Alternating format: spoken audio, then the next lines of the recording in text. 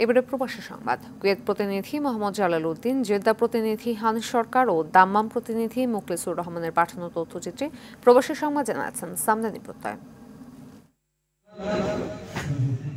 Kuwait বিএনপির সাবেক সাংগঠনিক সম্পাদক হুমায়ুন কবির মাইমুনের পঞ্চম মৃত্যুবার্ষিকী স্মরণে আলোচনা সভা ও দোয়া মাহফিলের আয়োজন করা হয়েছে।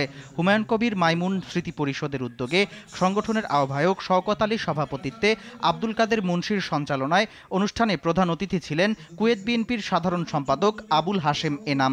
বিশেষ অতিথি ছিলেন জালাল আহমেদ চুন্নু, আব্দুল কাদের মোল্লা, জাফর আহমেদ চৌধুরী, আরিফুর রহমান শাহিন, চান মিয়া হাসান, মিজানুর রহমান চৌধুরী রুমন, শের আলী, শাইরুল আমিন, আহমেদ আলী রানা ও আজিজুর রহমান।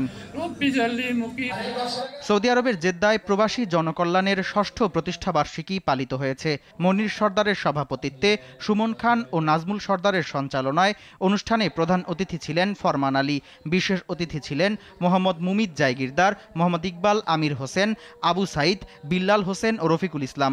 উপস্থিত ছিলেন মোহাম্মদ সবুজ গাজী, হরমুজ ব্যাপারী, শহীদুল হক, মনির সর্দার, মোহাম্মদ রিয়াদ, রবিন আলিম, জীবন, শাহিন জাহিন, শাহ আলম, মোশারফ হোসেন সহ আরও অনেকে।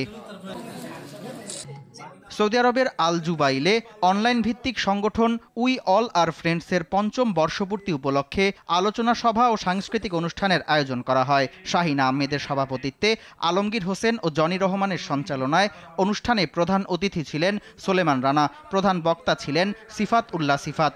বিশেষ অতিথি ছিলেন মোহাম্মদ আরিফ মীর, ফজলে রাব্বি ও আব্দুল হান্নান। সামদানি প্রত্যয়, আর টিভি।